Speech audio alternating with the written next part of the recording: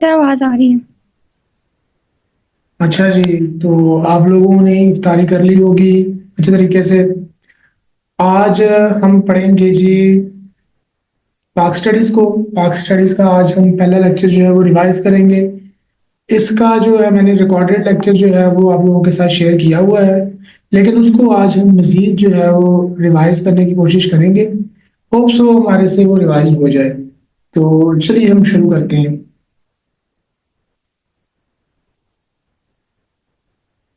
आप लोगों के साथ अभी एक स्क्रीन शेयर हुई होगी, ठीक है, जिसमें आप लोगों को पाक स्टडीज के नोट्स नजर आ रहे होंगे। ऑलरेडी ये नोट्स आप लोगों के ग्रुप में जो है वो गर्दिश कर रहे हैं काफी देर टाइम से। तो आप लोग जो है इसको आज मेरे सामने जो है हम आपको पढ़ाएंगे। तो इसमें कौन कौन से ऐसे टॉपिक्स हैं, कौन कौन से ऐसे क्वेश्चन हैं जो पेपर सेटर जो है वो उठा सकता है, ठीक है। तो आपने ये सिर्फ इसको सुनना ही नहीं है, सिर्फ ये देखना है कि हम किस टिप्स एंड ट्रिक्स से अपने जो है वो क्वेश्चन जो है वो सॉल्व करते हैं, और हम कौन सी डेट जो है वो किस तरीके से उसको याद रखते हैं। तो चलिए शुरू करते हैं। तो सबसे पहले हमें ये देखना है कि हमारे पास सर सैयद अहमद खान है जी। ये पाकिस्तान की तीन ऐसी मेन पर्सनैलिटीज हैं, ठीक है जी। तीन पर्सनैलिटीज हैं जिनको हम डिस्कस करेंगे। सबसे पहले तो कायदे आज़म और अल्लामा इकबाल हैं, ठीक है। उसके उनके बारे में जो है वो इतनी डिटेल में बच्चों ने शुरू से ही पढ़ा हुआ है, ठीक है। उनको हम नेक्स्ट लेवल पे पढ़ेंगे। But sir Syed Ahmad Khan is the most important personality, ठीक है। तो हम इनको जो अभी पढ़ते हैं, इनका फुल नेम था जी सर सैयद अहमद खान, ठीक है। इनके पेरेंट्स का नाम था जी मीर मोहम्मद मुत्तकी एंड आइजुल निसा। ठीक हो गया जी। Sir Syed Ahmad Khan was born on October 1817, ठीक है। 17 अक्टूबर 1817 को दिल्ली में पैदा हुए, ठीक है सर अजीजुल निसानी। जी। उनके पेरेंट्स का नाम अजीजुल निसानी है। हाँ जी, अजीजुल निसा। आपने शायद गलत बोला। खैर एनी हो, हम बात कर रहे थे इनके पैदाइश की। तो ये 17 अक्टूबर 1817 को दिल्ली में इंडिया में पैदा हुए, ठीक है। और इनके जो वालिद थे वो एक। जी। देती लगे लगे होनी करनी है दूर किसका इसके माइक बड़े ऑन चले है? मेरा लेक्चर स्टार्ट हो ये गया। किसका माइक ऑन है बच्चे? अपना माइक ऑफ करें। जी आपका माइक ऑफ हेलो। है। हेलो सर, मेरी आवाज आ रही है आपको? आपकी आवाज आ रही है, अपना माइक ऑफ करें और अपनी स्क्रीन जो है वो ऑफ करें।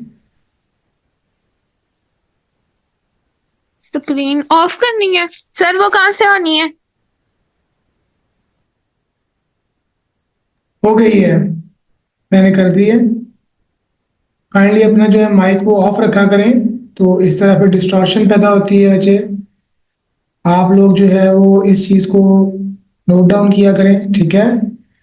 तो हम पढ़ रहे थे इनके पैदाइश की। तो ये इंडिया में पैदा हुए थे 17 अक्टूबर 1817 को, ठीक है। और इनके जो फादर थे वो एक मजहबी स्कॉलर थे, ठीक है जी।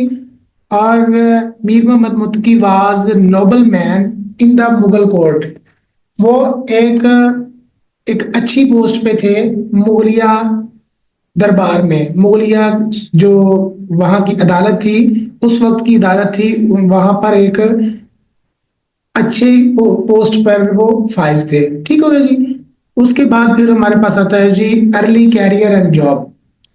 इन 1838 Sir Syed Ahmad Khan joined the British council administration as a clerk in the court of the law in Agra. He worked diligently and recognized for his competency, leading to his appointment to various administrative positions with the British Indian judiciary system. तो sir Syed Ahmad Khan ने सबसे पहले अपना जो career था वो British administration में as a clerical staff जो है उन्होंने काम किया, जो कि आगरा में थे। ठीक है, उन्होंने बड़ी दिलजोई से और अच्छे तरीके से काम किया। ठीक है, उन्होंने बहुत सारी एडमिनिस्ट्रेटिव पोजीशंस पे काम किया। ठीक है, और इंडिया में ब्रिटिश काउंसिल में उनका एक अच्छा नाम बन गया। ठीक हो गया जी। Career, title and awards. ठीक हो गया। आप सर सैयद अहमद खान के इनको इसी तरह ही आप इसको पढ़ें। ठीक है, ये मैंने इसको लिखा है, सबसे पहले ये देखिएगा 1838 यानी कि 1838 लिखा है। ठीक है, अब ये याद रखिएगा 1817 में पैदा हुए हैं। ठीक है, उसके बाद 1838 है। ठीक है जी, और उसके बाद फिर 1838 में as a clerk in the criminal department. ठीक है, अब दो जॉब्स हो गई एक टाइम में। ठीक है, 1838 यानी कि एक ही साल में दो जॉब्स उन्होंने की हैं, वो भी क्लर्क की थी, वो भी क्लर्क की थी। ठीक है, वो ब्रिटिश कॉलोनियल में थी। ठीक है, और इसके बाद फिर क्रिमिनल डिपार्टमेंट में उनकी जॉब थी। ठीक है, और उसके बाद फिर फरवरी 1839 sorry transfer to Agra, promoted to the title of Naib Munshi, deputy reader in the office of the commissioner. 1839 में उन्होंने जो है वो ट्रांसफर हो गए आगरा में। ठीक है, वहां पे नायब मुंशी की उन्होंने सीट जो है वो संभाली फरवरी 1839 में। आपने ये चीजें रिलेट करनी है, कड़ी से कड़ी मिला के चलना है। ठीक है जी, सबसे पहले 1817 है, उसके बाद 1838 में उनका कैरियर स्टार्ट हो गया। 1838 के बाद दोबारा से फिर 1838 उसी साल में 1838 में फिर से उन्होंने क्रिमिनल डिपार्टमेंट में as a clerical staff job की। उसके बाद फिर 1839 में उनको ट्रांसफर कर दिया गया to Agra as a promoted. ठीक है, नायब मुंशी, डिप्टी रीडर। ठीक है, उसके बाद 1841 आ गया जी, अपॉइंटमेंट मुंसिफ सब जज ऑफ फतेहपुर सिकरी। उसके बाद फिर आ गया जी 1846 में ट्रांसफर टू दिल्ली। और ये आपको ना मैंने इसी तरह लाइन वाइज दिया हुआ है, तो इनको जो है वो आपको परेशानी नहीं होगी, आपको याद करने में परेशानी नहीं होगी। ठीक है, आप इसी तरह इसको लाइन वाइज पढ़ सकते हैं। ठीक है, पहले ये किया, उसके बाद ये किया, उसके बाद ये किया, उसके बाद ये किया। ठीक है ना, तो ये आप इस तरह इसी तरह इसको ठीक है पढ़ सकते हो। राइट, तो उसके बाद फिर हमारे पास आता है जी 1846 में क्या हुआ, ट्रांसफर टू दिल्ली। ठीक है, 1850 से लेकर 53 तक short term posting as a officiating सदर अमीर रोहताक। ठीक है, उसके बाद 1850 से लेकर 53 तक उन्होंने शॉर्ट टर्म पोस्टिंग की, और 1854 में ट्रांसफर बैक टू दिल्ली। पहले दिल्ली से गए ठीक है रोहताक में, और उसके बाद फिर दोबारा से 1854 में दोबारा दिल्ली वापस आ गए। ठीक है जी, 1855 में उनकी पोस्टिंग हुई सदर अमीर बिजनौर। ठीक है, और उसके बाद फिर मई में during the Indian rebellion serve as a chief assessment officer. अब ये रिबलॉन क्या है, ये है जी 1857 की जो जंगे आजादी थी उसमें इनका किरदार, और अंग्रेजों से जो है वो अलग मुल्क और गुलामी की जिंदगी को खत्म करने में इनका जो है वो अहम रोल जो है वो था। ठीक है जी, वो उस रिबलॉन को जो तहरीक थी इंडियन रिबलॉन 1857 उसमें इनका बहुत ही अहम रोल रहा। ठीक है जी, इन्होंने मुसलमानों को एक अलग वतन का जो है वो वलवला उभारा। ठीक है, एक जज्बा दिया कि आप लोग जो है वो एक अलग मुल्क बना सकते हैं। ठीक है, उन्होंने एक स्पिरिट दिया, एक जज्बा दिया। ठीक है, तो उसके बाद 1858 में appointed as a Sadr Sudur at the court of the Moradabad where he began working. ये सारी चीजें जो हैं ये एक दूसरे से रिलेट करती हैं। ठीक है, ये आप लोग इनकी जो डेट्स हैं, ठीक है, इनकी जो डेट्स हैं अगर आप उनको ही याद कर लोगे तो ये आपके लिए काफी फायदेमंद हो सकती हैं। ये जो डेट्स हैं ठीक है ना, ये जो डेट्स हैं अगर आप इन्हीं को याद कर लोगे तो ये आपके लिए काफी फायदेमंद हो सकती हैं। ठीक है जी, उसके बाद हमारे पास आता है जी 1862 में ट्रांसफर टू गाजीपुर। 1864 में ट्रांसफर टू अलीगढ़, 1864 में दोबारा से फिर sent to the Banaras to elevated the position of sub जज टू ऑफ स्मॉल केसेस। ठीक है जी। अब ये सारी जो है आप इनको जो है एक बार पढ़ लीजिएगा। ठीक है, ये इतनी जो है आपके लिए इम्पॉर्टेंट है कि अगर आप इनको जो है एक दो बार रीड आउट करोगे तो आपके लिए ये आसानी होगी पेपर में अगर इससे कोई क्वेश्चन आता है तो। ठीक हो गया। उसके बाद इनकी डेथ की बारी आती है जी। डेथ इनकी हुई he passed away on March 27, 1898 in Aligarh, India. But his legacy continue through his the institution establish specially Aligarh Muslim University. अब बारी आती है जी इनकी इंस्टीट्यूशंस और इनकी लेगेसी और इनकी काविशों के बारे में बात करने की। तो अब इनकी काविशें कौन कौन सी हैं जी, उनके बारे में हम देख लेते हैं जी। एजुकेशनल इंस्टीट्यूशंस, अब ये चीजें जो है पिछले पेपर में एफपीएससी के पेपर में ये इंस्टीट्यूशन पूछ चुके हैं। 2024 के पेपर में ये इंस्टीट्यूशन पूछ चुके हैं। ये आपको क्वेश्चन दे सकते हैं विक्टोरिया स्कूल। ठीक है, इसकी स्टैब्लिशमेंट की डेट बता दें। विक्टोरिया स्कूल स्टैब्लिश्ड, आगे जो 4 डेट दे देते हैं। ठीक है, आप इन ये डेट्स है ना, ये डेट जो है ये आपको लाइन वाइज मिलेंगी। ठीक है, गुलशन स्कूल, ठीक है, उसकी स्टैब्लिशमेंट है, उसकी लोकेशन है। उसके बाद विक्टोरिया स्कूल है, उसकी स्टैब्लिशमेंट है और उसकी लोकेशन है। और साइंटिफिक सोसाइटी ऑफ अलीगढ़ जो कि बाद में अलीगढ़ मुस्लिम यूनिवर्सिटी बना। ठीक है जी। इसके बारे में आपने ये 2 चीजें याद रखनी है, एक उसकी लोकेशन, दूसरा उसका जो है वो दूसरा जो उसकी स्टैब्लिशमेंट की डेट। ठीक है, ये आपने इसी तरह एज इट इज ही याद करनी है। ठीक है, आपको इसमें से कोई भी कंफ्यूजन हो तो आप एज इट इज जो है मुझसे पूछ सकते हैं। ठीक है जी। और अगर अभी तक किसी बच्चे को कोई चीज समझ ना आई हो तो वो रिस्पॉन्स करे, और इस तरह खामोश रह के जो है वो क्लास लेना, दिस इज नॉट फेयर। तो एनीवन एल्स जिसको समझ ना आई हो यहां तक?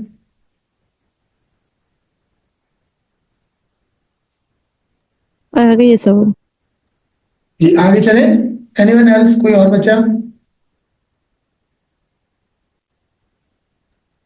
जी सर नेक्स्ट पढ़ते हैं। एनीवन एल्स, कोई बच्चा है जो पूछना चाहे कुछ?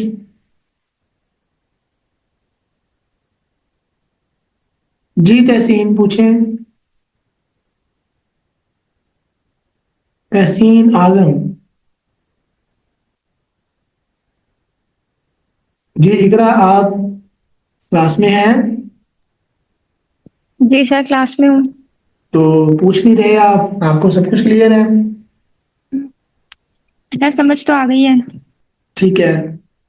तो इसके बाद इनकी इंपॉर्टेंट राइटिंग्स हैं। ठीक है, तो ये राइटिंग्स जो है इनकी नेम और इनका जो है वो लिखने की वजह। ठीक है, delight of the heart in the remaining the beloved. तो ये जो बुक है, ठीक है, ये इसका नाम है। इस नाम को वो पेपर में दे सकता है। ठीक है, और आपसे कह सकता है इसका जो है ओरिजिनल नाम क्या है। ठीक है, जलालुल कल्ब बिज़िक्र अल मुहाब। ठीक है, तो ये इसका जो है इनके 2 नाम है। ये वो नाम है जो कि इसका जो है ट्रांसलेट किया हुआ है, और ये वो नाम है जो उन्होंने खुद रखा है। ठीक है।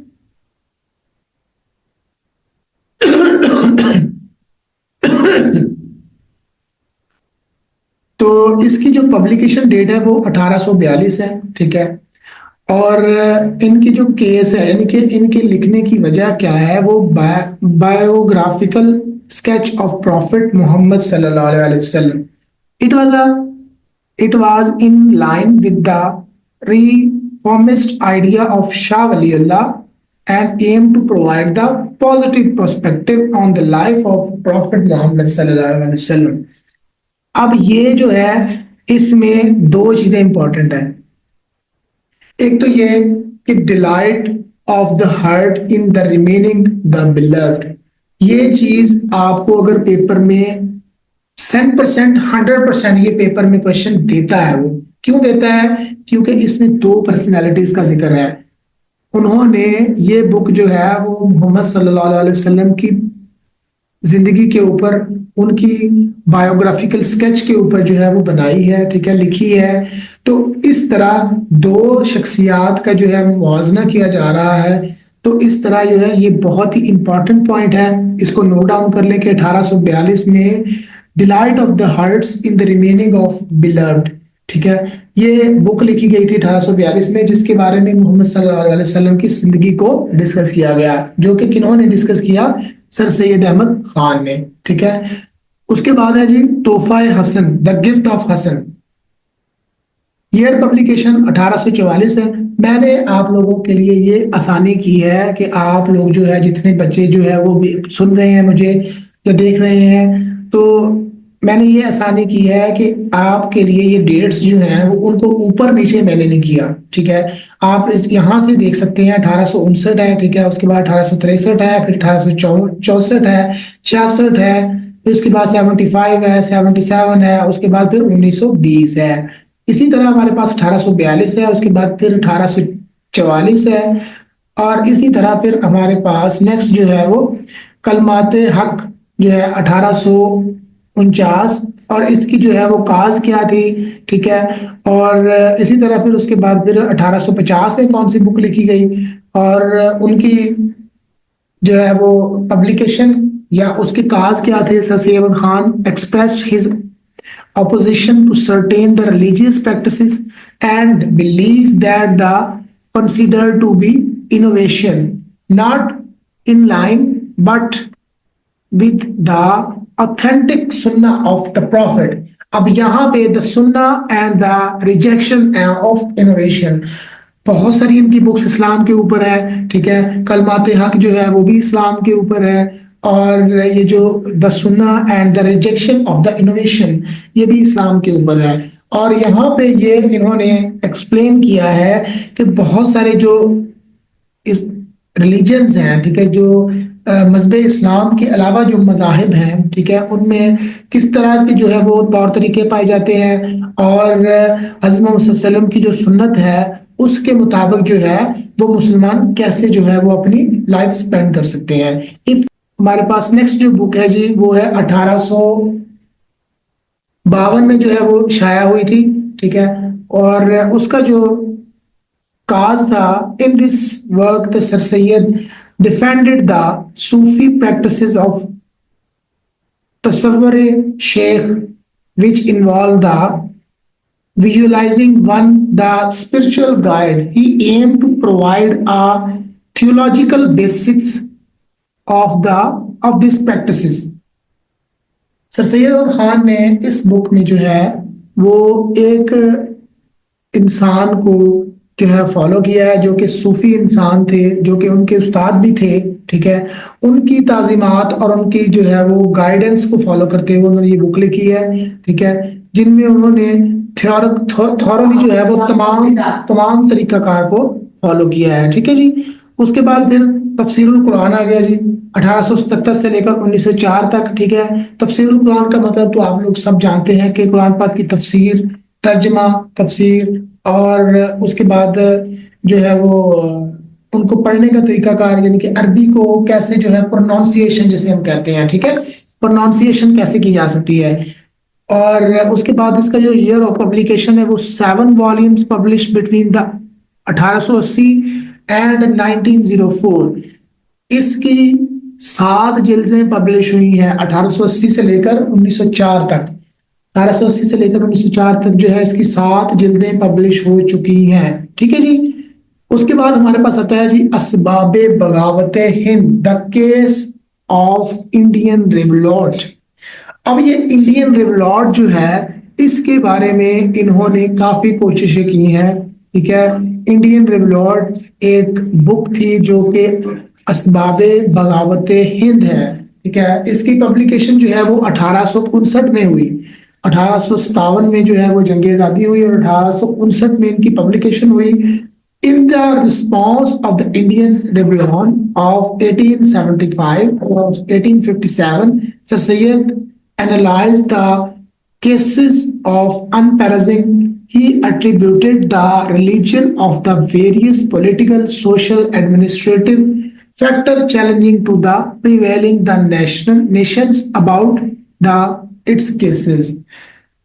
ये जो असबाब बगावत हिंद है, ठीक है, इसमें जो है उन्होंने अलग वतन का जो है मुतालबा किया था, ठीक है, ताकि वो अंग्रेजों से गुलामी की जो जिंदगी जो बसर कर रहे थे मुसलमान, उनको एक अलग वतन जो है वो दिलवाया जाए। ठीक है जी, उन्होंने कोशिशें की, ठीक है, जिसको अमली जामा कायदे मोहम्मद अली जिन्ना ने पहनाया, ठीक है, अपने काम से। ठीक है जी, तो ये सारी इनकी जो है वो तसानीफ है, इनकी बुक्स है, इनकी राइटिंग्स है। आप इनको 1 से 2 बार जो है वो पढ़ के देखिएगा।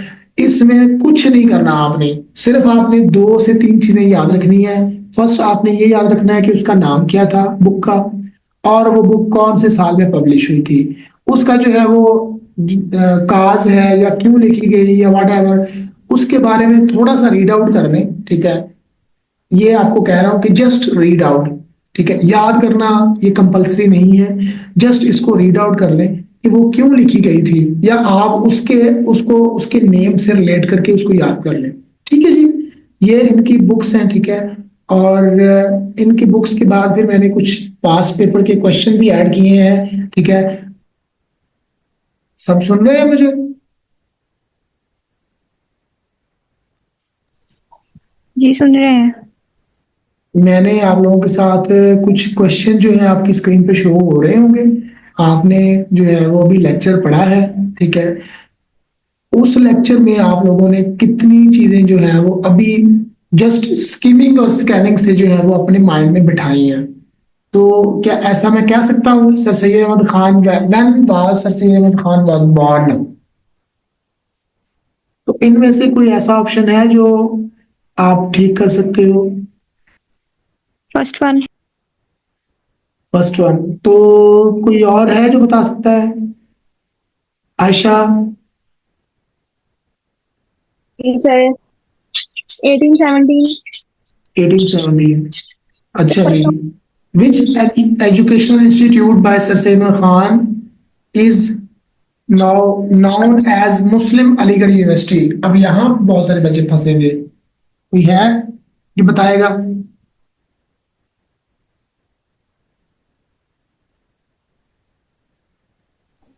Aligarh Islamic university. यहाँ पे है? Sir I think first option. नहीं, सब फर्स्ट ठीक लग रहा है। मोहम्मद मुझे भी एंग्लो first से- ओरिएंटल कॉलेज। आई थिंक जो है ना, ये आई थिंक ही रह जाता है। कभी भी अपने माइंड से आई थिंक का वर्ड जो है उसको मत निकालें, जस्ट स्किप आई थिंक। या तो बंदे की हाँ होती है या ना होती है, दरमियान वाला ऑप्शन आई थिंक ये कभी ना कहना, ये आपकी पर्सनैलिटी को डाउन कर देगा।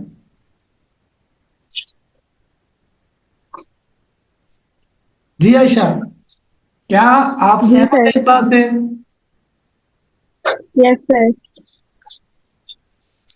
अच्छा जी, तो what is the title of sir Syed Khan were presented in his views on the case of the Indian revolt 1870 1857? अभी पढ़ के हटे हैं हम, मैंने बहुत जोर दिया है उस बुक उसके ऊपर।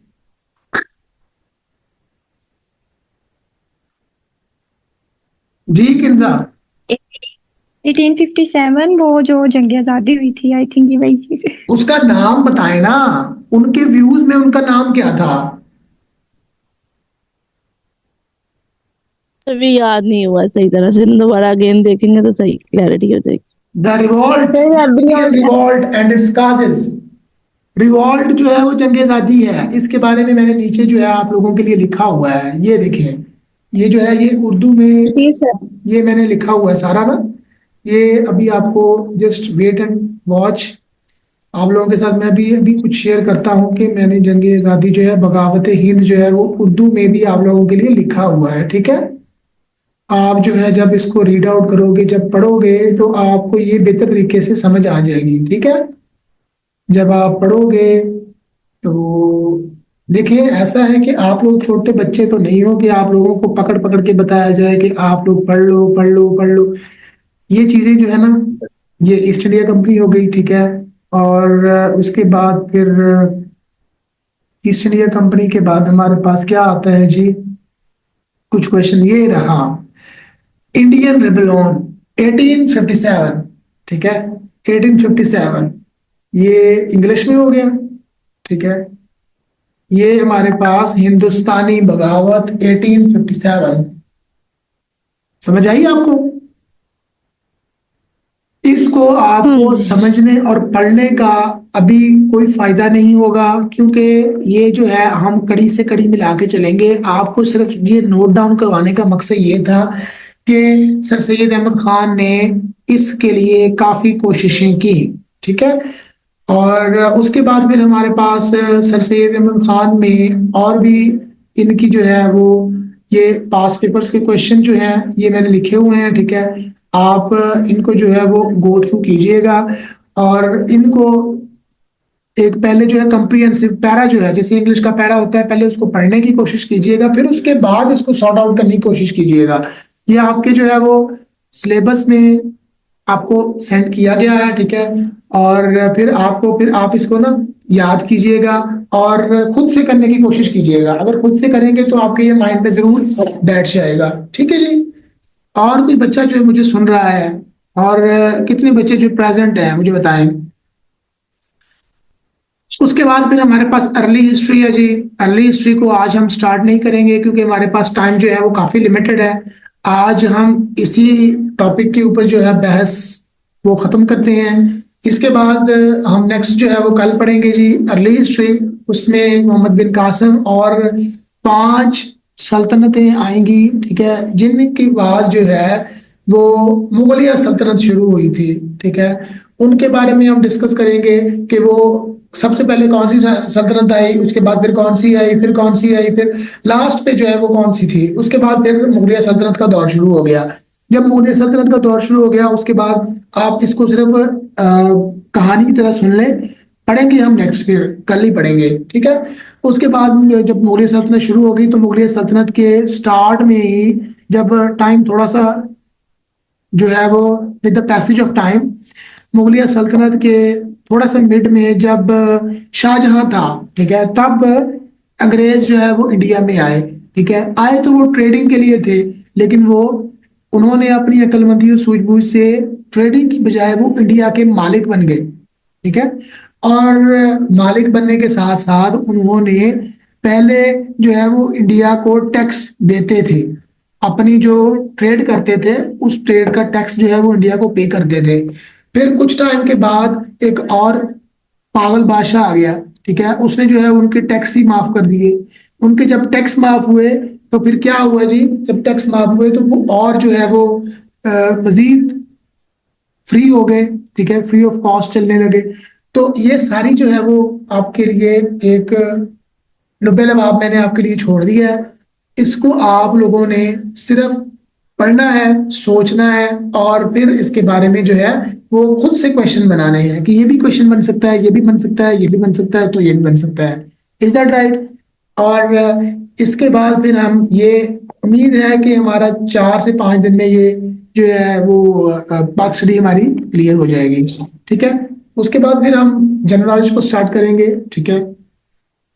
उसके बाद जियोग्राफी होगी हमारी और एएसएल फैक्ट हमारा हो गया है। उसके बाद हम इंग्लिश की तरफ आएंगे।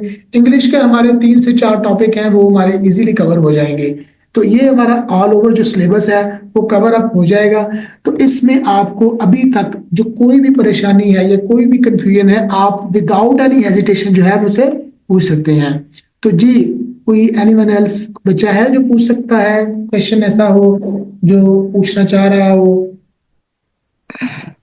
सर ये अभी ना एमसीक्यूज में हमने एक बुक को डिस्कस किया था, आप हमें उसकी काज अगेन थोड़ा बता सकते हैं? एमसीक्यूज में हमने किसको डिस्कस किया था? वो बुक को एक को डिस्कस किया था जी, the Indian third revolution one। And its causes, यही जी। बुक थी। ये वाली बुक के बारे यही में बात बुक कर थी। तो इसमें क्या नजरिया था सर सैयद अहमद खान का? सर सैयद क्या अहमद ये खान का जो क्या नजरिया था? है ये मैं उनकी वो जो यूनिवर्सिटी है, अलीगढ़ यूनिवर्सिटी, उसके साथ रिलेट करती है? किसके साथ रिलेट कर दी है?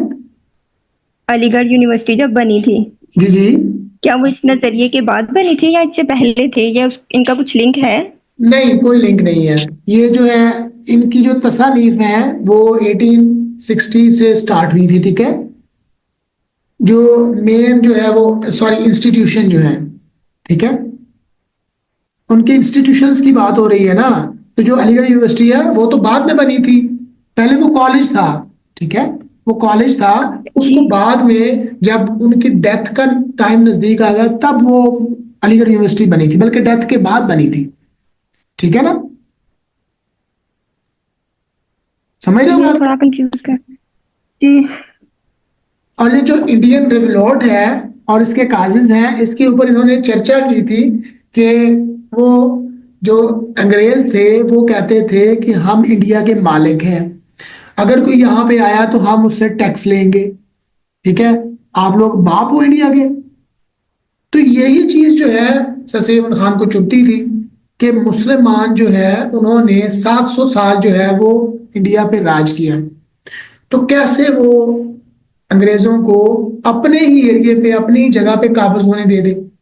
तो उन्होंने ये तहरीक चलाई थी, उन्होंने ये मुसलमानों को अपनी बुक्स के जरिए जो है वो बेदार करने की कोशिश की थी, ठीक है, जिसमें उन्होंने बहुत सी जो लाइंस हैं वो हम नीचे जो है वो जब हिंदुस्तानी बगावत को पढ़ेंगे ना तब हम उसको डिस्कस करेंगे, ठीक है। अगर आप अभी इसको डिस्कस करते हो तो ये आपके बिल्कुल पल्ले नहीं पड़नी, ये आपके माइंड से बिल्कुल ही जैसे यूं समझ लें स्किप ही हो जानी है, ठीक है। इसकी जो है मजीद आपके जो व्यूज हैं सर सैयद अहमद खान के वो मैं आपके सामने रखूंगा, ठीक है। वो आपको भी समझ आएंगे, वो मुझे भी समझ आएंगे, ठीक है। एक कहानी है ना, कहानी को कड़ी से कड़ी मिलाएंगे तो भी हमें समझ आएगी ना। अगर हम यूं समझ लें कोई ड्रामा देख रहे हैं तो ड्रामे का हमने पहला एपिसोड देखा नहीं, सातवां देखने लग गए, हमें क्या पता लगेगा कि वो उसकी बुआ है या उसका वो खाला है या उसका चचा है या मामा है? क्या समझ आएगी? स्टोरी की समझ नहीं आएगी। समझ रहे हैं ना बात को?